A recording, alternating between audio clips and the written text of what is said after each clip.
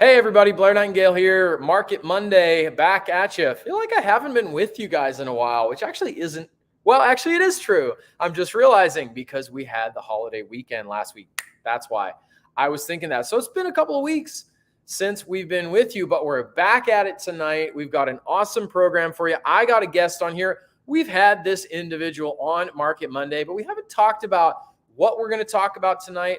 And we haven't talked about it in the climate that we're in right now. Lots of people asking questions about inflation, interest rates. You guys know I got home last night. I was on a trip with Tradeway over into Ohio. I came home to Texas, and I spent $6 a gallon. $6 a gallon. I remember paying two. Who out there is paying a whole lot more for gas? Everybody, no question. Better or worse, depending on where you are. But in Texas, $2. Inflation, we're paying a lot more money. What is going on? So we've talked about that in the past here on Market Monday in terms of inflation, what it's doing to the stock market, how it's affecting that. But I want to bring an expert on to speak with us tonight. Mr. Ben Mitchell is going to be with us. Ben has studied extensively, teaches a course here at Tradeway, among other things. He advises a lot of our students on money, currency in particular, and precious metals, right? So inflation, precious metals, protecting your dollars, protecting your future in terms of the currency that you hold. I want to ask Ben some good questions tonight on where are we going as a country? For the individual investor, where are we going with cash? Should we be holding on to some cash right now, right? What should we be doing with that, right? Stocks are very volatile. There is lots of opportunity for the trader, but what about our long-term money? And then just really having the conversation, have we ever been here as a nation before, right? We've seen this before. What do we need to do? How long will these prices even be the way they are? Things like that. I want to equip you tonight to feel like you have more of an understanding of what is really going on, so you have more of an understanding of what you can do with your dollars, okay? I think it's going to be a very insightful and intriguing conversation. So I'm going to pull Ben Mitchell into here right now and get this going. Remember, as always, Ben, glad to have you. Remember, as always, quickly, you can pop right into the comments there as we're going along, as I'm talking with Ben. If you have any questions that you'd like to ask Ben as we're going through, please light up that comment box, say hello, tell me where you're from. Don't be a stranger, because we love to hear from you as well. Ben, how are you doing tonight? I'm doing great, Blair. It's great to be back with you again. Like you said, we've done this before, but it has been a while since I got to join you, at least on a Facebook Live. So this is going to be a lot of fun. Appreciate you having me. And yeah, like you mentioned, seems like a pretty good time to talk about some of this stuff. And what's funny about it is it has felt like that for the last, we're pushing 18 months now, where there's been something in the news related to inflation going up and possible recession around the corner and demand for precious metals, like you mentioned, going up. And so for the last 18 months, it's like, oh, now's a good time to talk about this. And then the next month comes and it seems like it's even better. And that hasn't stopped. That has been the trajectory for nearly 18 months now. It seems, like you said, it seems better than ever right now to talk about it. I saw online earlier today it's just a line graph, right? From the very beginning of this administration, literally right at the start, to where we are now, and all the things that have been said along the way by a number of individuals, assuring you and I, assuring you folks out there that it's not really an issue. Inflation's not really an issue. It's maybe a little worse than we expected, but it's going away. It's going away fairly soon. Don't worry about it. And of course, here we are. So Ben, I'll just start out here tonight. Now, I know that you studied this extensively. You've certainly taught me a lot on currency and money and how this works. But just tell me a little bit about what is inflation basically, and what's unique about what's happening right now? Well, so a couple of things there, Blair. A second ago, you mentioned just what, the things we've been hearing since the current administration came on board. Of course, we've had roughly the same board at the Federal Reserve going even back to the Trump years. And so we've been, and when it comes to like the Federal Reserve, the guys that are directly in charge of the value of our money and all that good stuff, we've been hearing similar messaging even prior to the Biden administration coming in, but it's certainly been amplified. And what's funny about it is, like you said, we're seeing inflation. We see it reach multi-decade highs over and over again. First, we reached a 20-year high, then a 30. Now we're at a 40-year high. And we've heard everything from it's just transitory to it's going to go away. We can handle it, things like that. And one of the reasons, guys, that you'll hear that kind of messaging, almost like these PR spins that they're constantly putting on things that, like, just from a very common sense level, we know are not good, especially when they're prolonged. That inflation being a great example of that, is because when the Federal Reserve was created over 100 years ago, their number one internal mandate was to maintain price stability. And what's crazy about it, guys, is that since they've been created, the dollar has lost 99.96% of its true value. And so they've done an absolutely terrible job at maintaining price stability. However, that's still kind of a peripheral, well, it's become peripheral, but it's still considered, one of their mandates. And they want to, they want to come across to just the common person that they have it under control. Like I mentioned, for a while, they were acknowledging the inflation, but saying it was transitory because we're going from the pandemic recession back into an economy. So it's okay. And then it stuck around even longer. And so then they start talking about, well, it's all right. We have the tools in our belt that we can use to curb this, and we'll get it under control. And now, Blair, the messaging is there will and this is from the Federal Reserve, there will most likely be a recession. It'll be very hard for us to avoid it at this point, but we're going to try everything we got.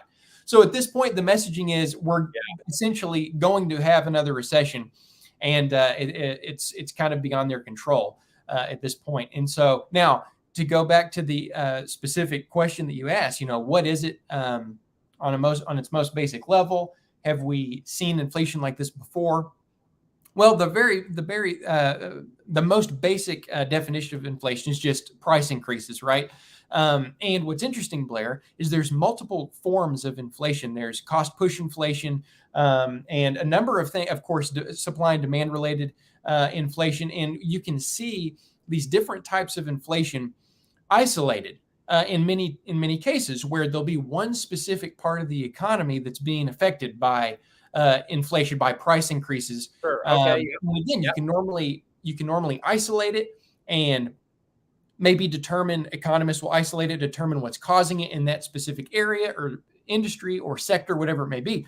But going back to late 2020, or at some point in 2020, we've seen broad-based inflation, where it's not only CPI going up, but it's PPI and all these other indexes. There's like 5 or 6 indices that you can use, you can look at for measuring inflation. PCE is another one, and they're all going up. It's broad-based inflation. So basically, what you're saying in CPI, PPI, and all these 3-letter codes, to everybody out there, is it's not just a couple things getting more expensive. Right. Everything's getting more expensive, and that's a lot harder for them to control. Not to get into the weeds, like it's not necessarily that important to stay on track of all these indices. It's just like, you can just look at a quick snapshot. You can just Google it, and you can see all of these. The commodity index, they're all at multi-decade highs, meaning in very simple terms, inflation hasn't been this bad in decades. It hasn't been this bad since the 70s. And so that goes to the second part of that question, Blair. Have we experienced this before? And the answer is yes. But it's been about 40 plus years since we have. And of course, that was what was called stagflation that happened during the Carter years in the 70s. And it spilled over into a recession in the 80s before Reagan and Paul Volcker, who was the Fed chair at that time, came in and were able to fix it. But we haven't seen anything like this since then. Of course, there's still some things that are unique about it to us in present day, because we've seen stagflation happen before. We've seen really high inflation happen before, and the Fed learned a lot of lessons so that they wouldn't repeat it exactly like it transpired in the 70s. And yet we're seeing it again, which means there are new things that are happening. There are new variables at play here that are unique to present day 2020, 2022. that the Fed and other central banks around the world are going to have to figure out. And of course, the pandemic contributed to that. But what's really weird, Blair, is a lot of it started. A lot of the variables that you can look at that we're dealing with now, they were in play prior to the pandemic. So, I mean, there's a lot of mess that has been happening for a long time that central bankers have caused. And of course, why does that even matter to us? It matters because it directly affects our money, our hard-earned savings, and all that kind of stuff. And so, yeah, absolutely. Yes, I mean, you could take that and run with it for hours. So we've been here before in one sense, and folks out there, practically speaking, I mean, I'm thinking two things tonight, right? One, how long is this going to last? Like, how long am I going to have to pay these kinds of prices? And two, what is this going to do to the stock market? Because inflation in the stock market, they are, maybe, I don't know if you could comment on this. I don't know if they've always been so closely tied together, but I'm wondering if the federal bank leads or whether Wall Street leads the federal bank. Well, it's what's funny about it, and maybe I'm misusing this term, but I don't think I am. It's kind of like a catch-22 in the sense that it's like it's almost like two dogs running in a circle chasing each other's tail, where, like, obviously the Fed, they're very careful about it in their quote unquote Fed speak, the way they talk about it. But you can see pretty empirically that they can take strong consideration in the moves that they employ, how that will affect the stock market. So they are considering that. But then the market also moves based on expectations of what they think the Fed will do. So, it's, again, you just, they're both affecting each other all the time. In your opinion, raising interest rates to crush demand, right? Which lower the heat, if you will, of our economy so as to help get inflation under control. Do you think they're going to have to continue to be a lot more aggressive to get this under control? Is that what we've seen historically? And how do you feel about that with where we are now? Okay, so and that is a good just kind of continuation of the first part of your last question, which is how long will the inflation stick around with us, and what can we expect in the near future? Well, obviously we don't know exactly how it'll play out, but we can be somewhat confident about it, mainly because of the things the Fed has said in the last few weeks. Going back to what I was saying, Blair, I mean, they're pretty much at this point, like, a recession's pretty much going to happen. We'll do what we can to prevent it, but at this point, that'll be very hard to do. I mean, you can read verbatim their Fed minutes, which I keep up with, and I'm paraphrasing a little bit, but it's pretty close. Right. And so, how long will the inflation stick around with us? Well, we don't know for sure, but what we do know is that at this point, the Fed is amping up their policies and the things that they're going to try to maneuver in order to stop it, and to stop the inflation from getting at least any higher for the foreseeable future. So the first part of this, Blair, is they've already raised interest rates a couple of times. However, they have been a little bit timid. It's been like 1/4 percentage point here. They kind of tease, raising it 1/2 percentage point at some of their meetings or prior to some of their meetings, things like that. But they've been very modestly, and that's putting it lightly, very modestly increasing their interest rates. But they are going to continue to do so in order to curb the inflation. So as they do that, we are going to see the inflation rate start coming down for the first time in the last 18 months. I think we've peaked around 8.7 or something like that. If at least was the last number that I saw. So what we'll start experiencing next, Blair, is something called disinflation. And what that is, guys, is obviously we're a lot of us are familiar with inflation. That is when the money supply is growing and, like, there's too much money in some cases. Like right now, there's just too much money. That's why prices are a lot higher. Everything, the dollar's been devalued, prices are higher. There's too much money in circulation. So that's inflation. There's also deflation, which is what caused the Great Depression. That's when there's not enough money going around. But then there's this other thing that's called disinflation. And what that is, everybody, is you have, let's say we're at 8.7% annual inflation, right? The Fed comes in, they start raising interest rates is one of the things they'll start doing to try to bring the inflation rate down. And so it starts going down a little bit. Let's say it drops from 8.7 to maybe 8.5 and eventually back to 8 and eventually 7.5% inflation. We are still in the positive territory in terms of inflation. Like it could go from 8.7 to 7.5. That's a pretty big drop, but we're still at 7.5 positive inflation.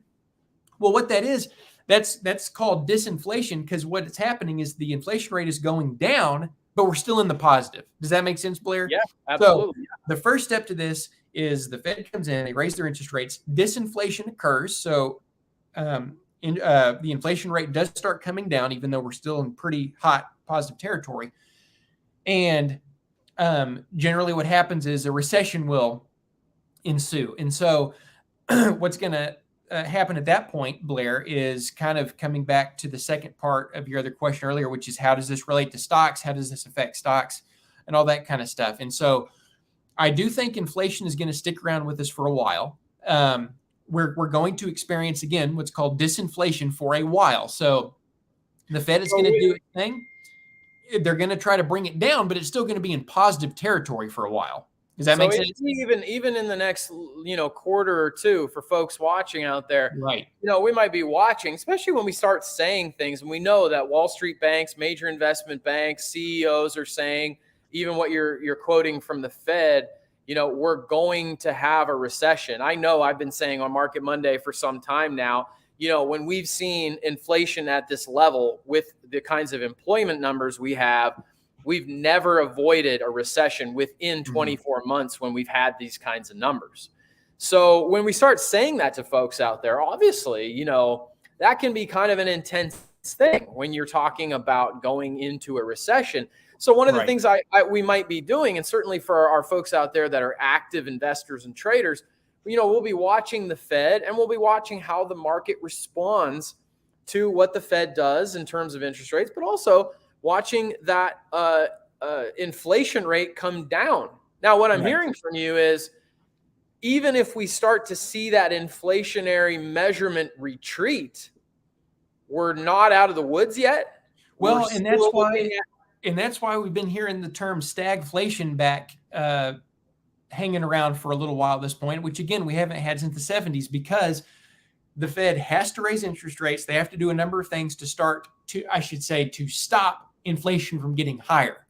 However, even when it starts coming down, it's still going to be in positive territory for a while, because it'll take it a while to go from 8.5 back to 1, right? 8.5% down to 1% or whatever their target is. 2% typically is what I've heard their target to be. Right. And meanwhile, because of the stuff they're doing to bring the inflation down, we then go into a recession. So where the economy is then stagnant. That's where the stag part comes from, the stagflation, and then we still have high inflation. So that's the kind of the concern. So now, Blair, the next thing to consider is, okay, how is that going to affect? Let's generalize a little bit here, Blair. So, I know all of our students out there, a lot of them have their own unique situations, their own kind of investment setups, the way they approach trading and investing and things like that. But let's just generalize for just a second. Let's just talk about kind of the common man out there and the way that the common U.S. citizen approaches, long-term investing and their retirement, all that kind of stuff. So, how is this going to, how is what's happening right now affecting that? And if what's happening isn't so good, what can I do to kind of combat it a little bit? Right. So I've got my 401k, I've got my IRA, I've got my Roth IRA, I've got whatever. Exactly. Right? I got money in there, and y'all are talking recession. I'm hearing recession. What's going on? What do I need to do? And Blair, what's the common structure of these IRAs, these 401ks? What is the common structure that a lot of financial advisors out there may recommend? It's like a mixed portfolio, right? Maybe some stocks, maybe some bonds. There's the 60-40 rule or whatever. And so, you have the stocks in there for the potential growth. You have the bonds in there as kind of an offsetting asset. So, if the stock market isn't doing so great, the bond market can kind of make up for some of it. You have all these kind of general ways of approaching it. Yep. So what's happening now, and so let me preface what I'm about to say with just a little bit of history, super quick. So in the last 90 years, Blair, there have been 4 occasions where in a single year, in the full year, by the end of the year, the stock market and the bond market both were in the negative territory by year end. Okay. Now, obviously, there are times where the bond and stock market may be going down together for a little while, but there's only been 4 times where that has happened for the full year. The first time it happened in 1931.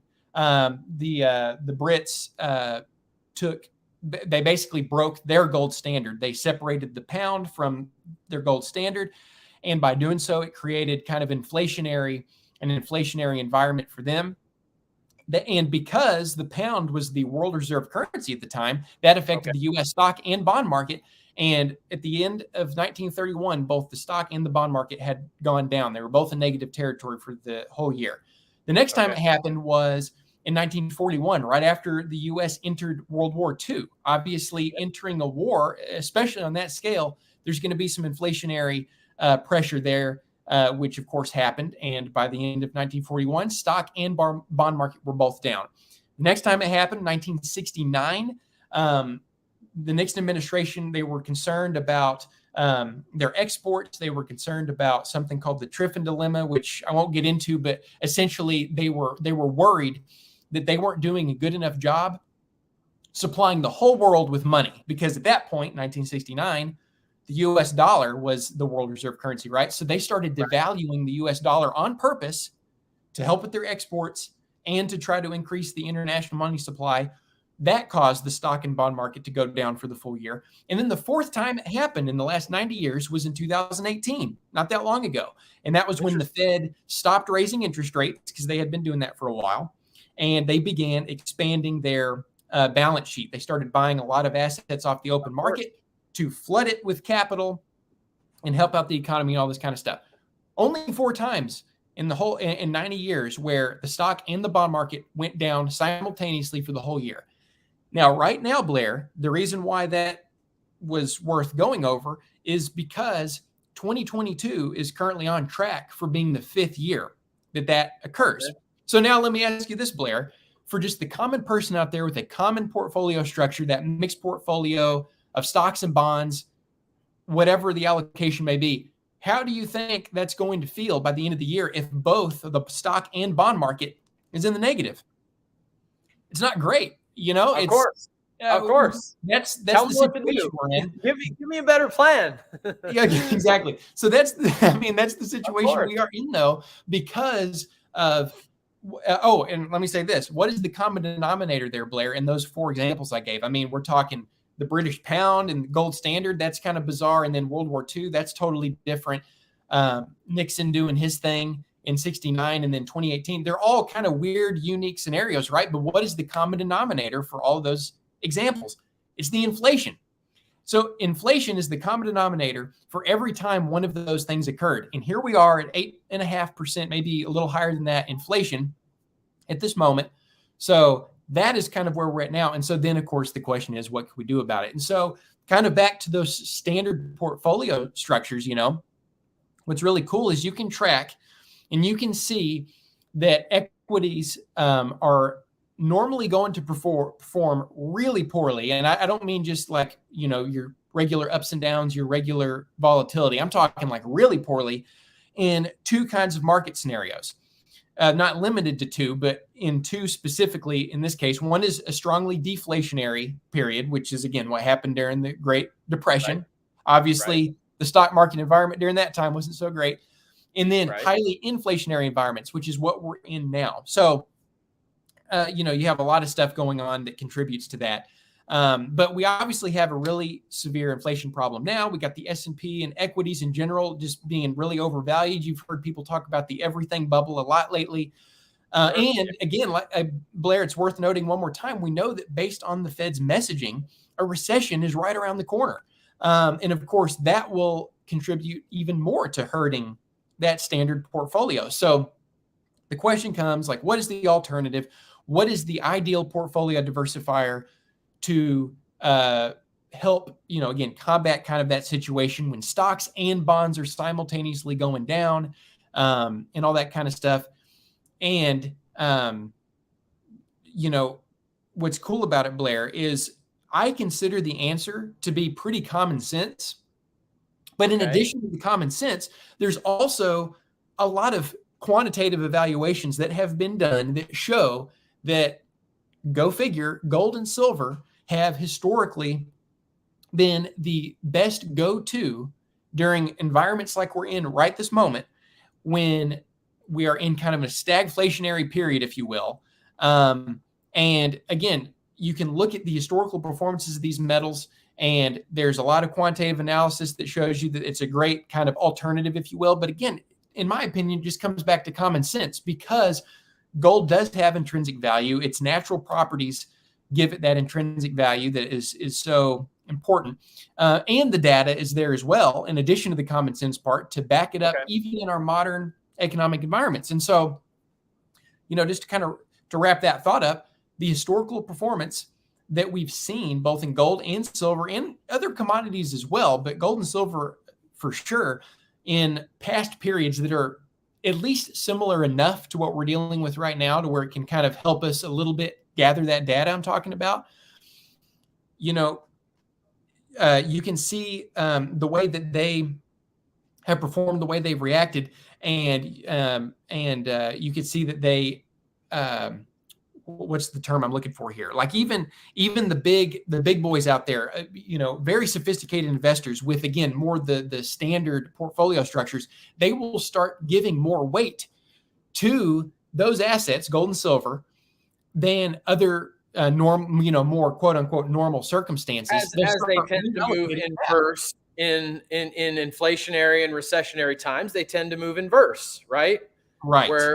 Okay, so here's my question for you, for folks out there. So when we talk about gold and silver, now you've been on the program before, and we've talked about, investing a part of our portfolio, and this is what you help folks do, is understanding, actually owning assets, precious metals. But I have a question, as we look at portfolio allocation and even traders out there who are looking for edge and opportunity, how do you feel? I've never asked you about gold ETFs. What if we're looking to go over to something where we're still looking within ETFs, within the stock market, but we're going, well, what about gold? Is there a hedging opportunity there? Is there an appreciation opportunity there where I might be switching over and looking at something like that?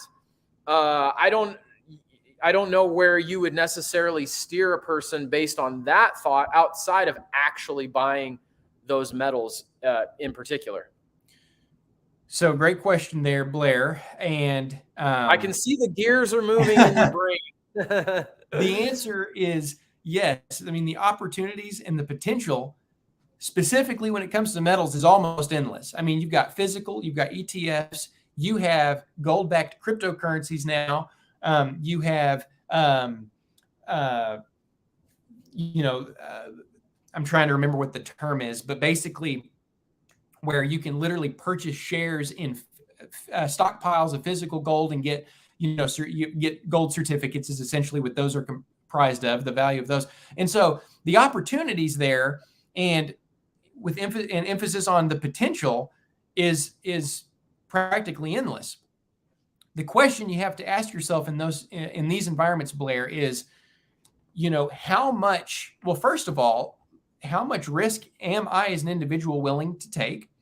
And, so obviously you need to consider your own, risk tolerance, how conservative you want to be. And secondly, what your goal is. And so I'm just going to tell it to you the way that I think. So for me personally, because, and another thing here, Blair, is I have to be somewhat careful because not being an IAR, I don't want to dip too far into like the ETF part of it. Sure, we're not giving advice. I'm just getting your thoughts out of the expertise you have in this world. Right. And so here's the way I approach it, Blair, personally, is what the way I think about it is, if I'm in an environment like this, where my typical portfolio is somewhat in danger of particularly strong volatility. And again, if you're generalizing things and you're looking at just a very standard mixed portfolio, it's mainly stocks and bonds, and both of those markets are getting hit really hard. And we don't know how much longer they will continue to be hit hard. If that recession begins, we know the stock market will be going down even further than it has.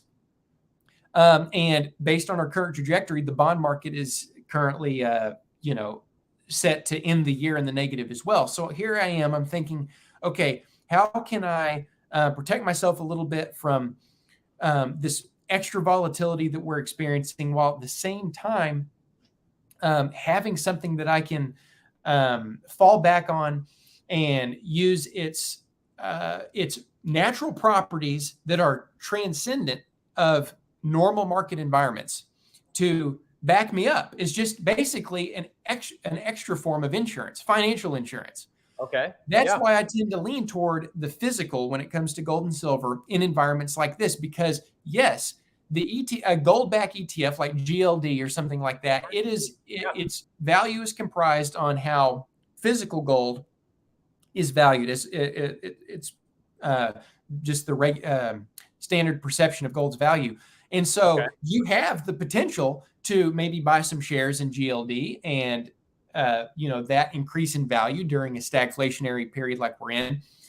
But you are opening yourself up to a little bit, well, it's not a little bit, it's actually quite a bit of what's considered counterparty risk, which is you are at the mercy of several other parties involved in the digital valuations of this thing that is a derivative of something physical, right? Whereas if you start looking at just where the rudimentary value comes from, which is again the physical, let's just say gold, you could say gold or silver, but let's just say gold. Again, the intrinsic value that gives that asset the ability to perform well in times like we're experiencing are transcendent of the current market. So you could literally look at the most drastic scenarios on the table, and you could say, you could like try to think of some hypotheticals is the word I was trying to think of. Some hypotheticals of what could happen, like the Fed doesn't raise rates fast enough, the inflation keeps going up further and further to the point where the rest of the world is concerned with the fact that we're on an Americanized monetary system. Maybe they start trying to move away from the dollar, which could increase the inflation even more because we have enough money in circulation to support an international monetary system, not just a national, but international. And then all of a sudden it turns into hyperinflation. And then all of a sudden we're in a big mess. If you have a portion of your savings, I never advocate all of it, obviously, but just a conservative portion that you're comfortable with in the physical realm of these investments, where you have the natural properties in your favor, then all of a sudden you could the economy as we know it and the markets as we know it could totally collapse, and yet value will still remain in those assets. If you have all of your eggs in the digital basket, if you will, and your inflation hedges are digital, whether it be through ETFs or through cryptocurrencies or gold-backed cryptocurrencies. Okay. That sounds like you're diversified, but you have all your eggs in the digital basket. And so then it comes back to the question, okay, what has same asset class? Yeah, exactly. In a sense, for sure. And so it then comes back to, okay, what has all humans for all of human history reverted to in times of financial turmoil? And that is, of course, real money, which the only form of real money that you can find is gold and silver. And you can back that up on the monetary systems that every civilization has ever had, and every monetary system that wasn't founded or based on physical gold and silver in some way eventually collapsed. And so, again, Blair, it's just kind of setting yourself up for an added kind of beefing up your financial security, your financial insurance even more by at least taking a portion out of the market that carries as much counterparty risk as the bond market, the stock market, ETFs, all of those things, even crypto, all of that kind of falls into that same basket, at least in my mind. So I want to protect myself from that. Okay. So I think we've established a lot here. So obviously we're in a unique time. Now we've been here before in some ways, but there's no doubt, obviously anything can happen, folks. There's no guarantee that this thing or that thing will happen. But the people who have their hands on the wheel in this country that have tremendous amounts of influence over what happens in our economy, and of course that affects the stock market, are telling us we're in a situation here where we've got to make some decisions that are almost certainly going to drive us into a recession. And historically that has happened. So Ben, what I've heard from you today is that, first of all, there is some safety and security in a certain measure of owning, understanding how I can protect buying power, money, over the long term with precious metals. And certainly folks are looking for multiple ways. If you've got that long-term retirement account, we've talked a lot on here recently about how I might use my trading skills, that short-term, that cash flow trading, to be able to be prepared for a recession. We're going to talk about that more in the weeks to come. Longer-term money, this is something that you guys can begin to look at. Ben, tell us just quickly, how do people connect with you? Somebody's out there today, somebody's watching this recording, they're going, I don't know enough about precious metals. I want to know how to connect. What do I do? Because this is what you help people do. Yeah, Blair, I will share that information for sure. You said one thing, and I'll comment on it real fast because I know we've gone over, but you mentioned ownership.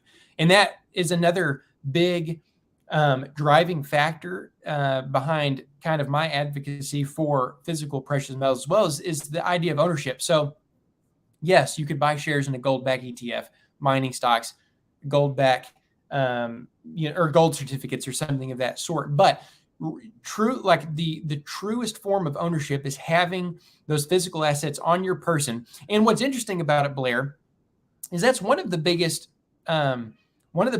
attractive factors behind things like Bitcoin as well. The cryptocurrency side of it is that Bitcoin opened up this realm where you were allowed to have exclusive ownership of this like new form of currency, right? You're the only one that has the private keys to your Bitcoin or whatever. It's like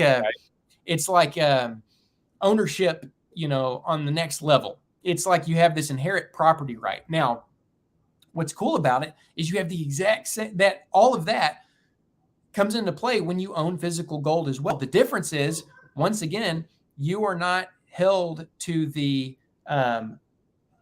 extreme volatility that comes with Bitcoin and other cryptocurrencies when you are holding a physical asset that has intrinsic value, intrinsic properties, natural properties from which its true value is derived from. So ownership is another, again, huge driving factor behind my advocacy there, because you don't truly own.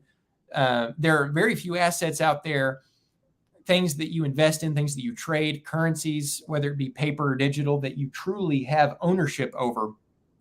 And gold and silver happen to be one of them. Now, as far as getting in touch with us, you can reach out anytime. I have a direct email address, Blair, preciousmetals@tradeway.com. Precious metals, all one word, at tradeway.com. And that comes directly to our metals department here at Tradeway. So we'll answer your questions anytime. We can schedule phone calls if needed. We have a full-blown, it's the most comprehensive education in the industry, Blair, on how to properly invest in physical metals, how pricing works, how to invest in such a way that you are saving the most money that you can, kind of optimal buy points, as well as how to pick the right coins so you get the best premiums. There are so many different variables when it comes to buying physical gold and silver. It's not as simple as just going to your, Googling, gold for sale, picking the first dealer that comes up and then putting it in your shopping cart and going. There are a lot of other factors to be considered so you ensure you're getting the best price. So we teach you guys all of that. It's called Protect Your Future. That's the name of the course. That's preciousmetals@tradeway.com. That's right. That's an email address that comes directly to me and the rest of my metals team members, and we'll get your questions answered. point you in the right direction for sure. We have zero bias in terms of the products out there that you buy because we don't sell gold and silver. We just teach you how to do it the right way.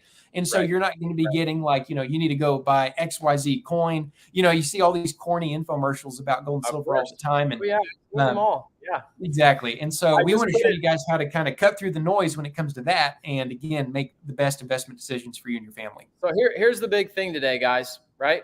We're obviously shifting seasons, and Market Monday has been fixated on this for a month and a half, 2 months now. We're going to continue to be a source for you guys, different angles. Today, looking at inflation. What is it? What happened? Why? Why is that important? Because that's where we are.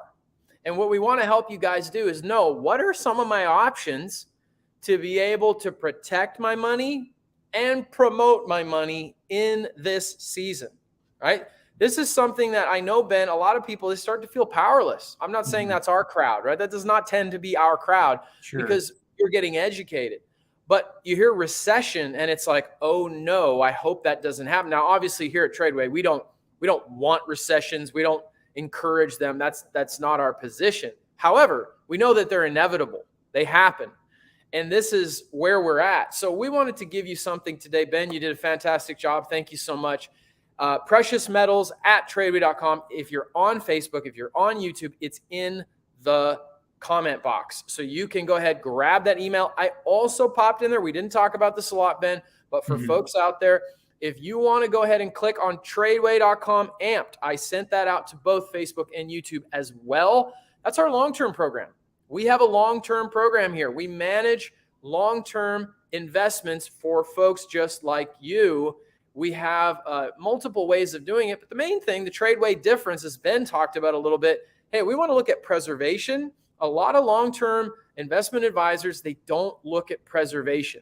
They leave your money in the market all the way down. If the Fed's telling us we're going to raise rates, we're not going to see that soft landing. Most likely we're going to see that hard landing, which means they're taking us into a recession. You ought to protect your money. We can help you do that. Click on Tradeway.com/amped. It's no obligation to you. We'll show you what we do, why we do it, the Tradeway difference, and show you what's going to fit best for you going forward to protect that money. Stick around with us in the weeks to come because we're going to look at, hey, how do I trade this? How do I trade this market? It's going to continue to change. Ben, thank you so much for being on here. I appreciate your knowledge, your expertise. I know this is the kind of topic we can just get way into the weeds, but I appreciate you bringing it to us and just giving us an idea of, hey, this is where we're going. This is the reality. And obviously, I know you spend a lot of time with folks helping them understand how to get those hard assets as a part of their portfolio to protect the future. And that's something that we believe in. So I appreciate you. And thank you so much, man. It's been a blast, Blair. Thanks for having me. You're welcome, man. All righty, everybody. Ben Mitchell. Appreciate you guys being on with us today. That's the point. That's the point. From multiple different angles, how do we help you understand? For a lot of you guys, maybe today was the first time you've heard some of these terms, maybe not, right? But wherever you're at, this is one of the things that we can look at to say, you know what? I'm just going to be smarter with my money. I'm just going to be smarter with my money. And here's somebody who can really help me do that. If you have any questions, concerns, comments, preciousmetals@tradeway.com. You'll get directly with Ben himself at that address, and he will answer your questions. I know him personally. He will definitely take a personal interest in helping you land in the spot. We just exist in our precious metals division to equip you and help you. Okay, we don't sell the metals. We are going to take you to a place and show you how you can do it, what you do, all that kind of stuff. And that's what we do here at Tradeway. We help people. Maybe this isn't your thing. This isn't your world. You're not really sure how to do this. We are here to be the help for you. That's what we do, whether it's long-term, precious metals, short-term trading, all of it. We do it. We help you do it. We help you feel confident doing it, not just doing it, but helping you know what is happening. That's what we do. And today I hoped to give you insight into what's going on in the world and kind of some of the climate that we're looking at, where we're going to be. It sounds like we're going to be in this for a little while. So we don't want to react to what's coming.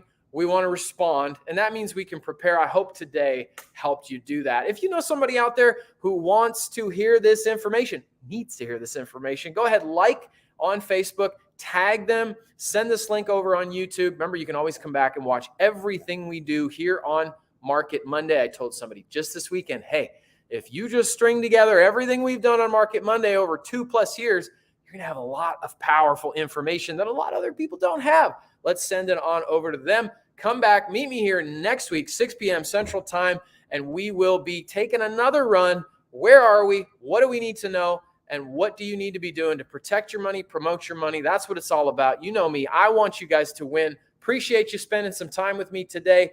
Thank you so much, and we will see you next week.